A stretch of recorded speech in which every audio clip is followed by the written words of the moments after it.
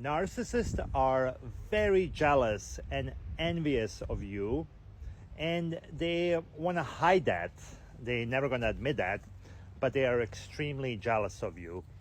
And they're threatened by every little thing that you do. And most importantly, they're threatened by your light.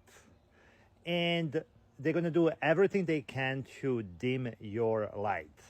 And over the time, it's kind of death by the thousand cuts.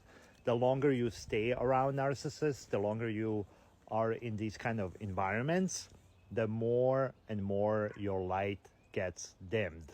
Because they're not honest about who they are, they don't exactly tell us, I'm threatened by everything that you do, and the more you shine your light, the smaller I feel, and I really can't stand it, so I'm going to insult you and invalidate you and dismiss you drop by drop so that you give up on your ambitions. And I do this because I have a very fragile ego, and I can only feel tiny bit good about myself if I put you down. They're never going to say that.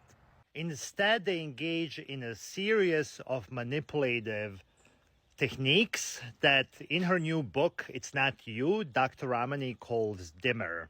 And it stands for dismissiveness, invalidation, minimizing, manipulating, exploiting, and rage. So dimmer, over the time, dims your light. You water yourself down.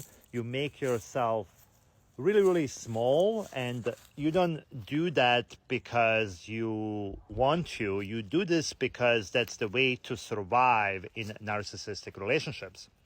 Unfortunately for them, it's never enough.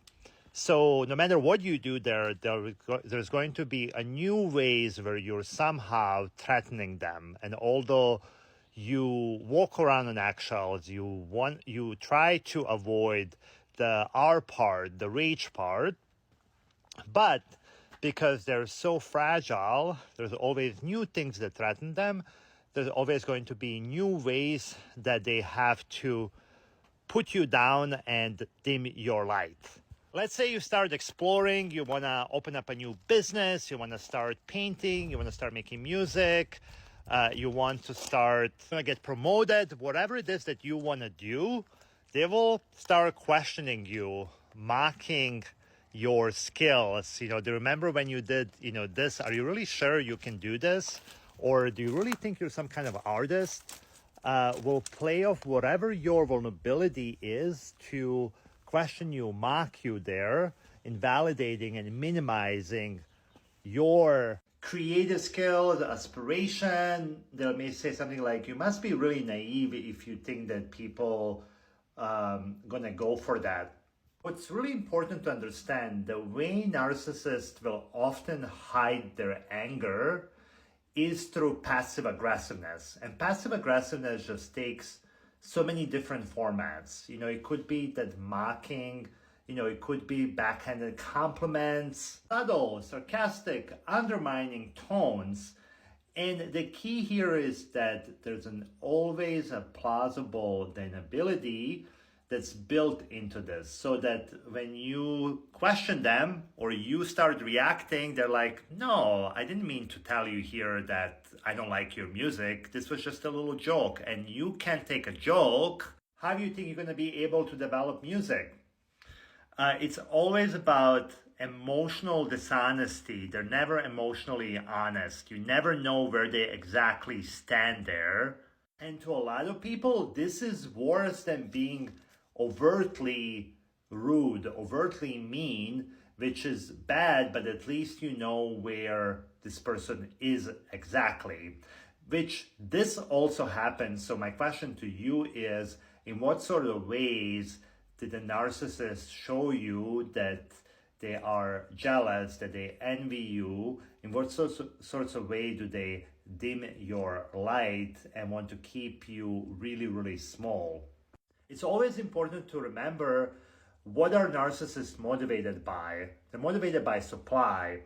And the supply is the power, dominance, and control The more they put you down, the more they feel they're in control, the smaller they can make you feel. They feel, oh my God, I can do this, and this person feels so small. That's what gives them that fragile sense that they are somehow better.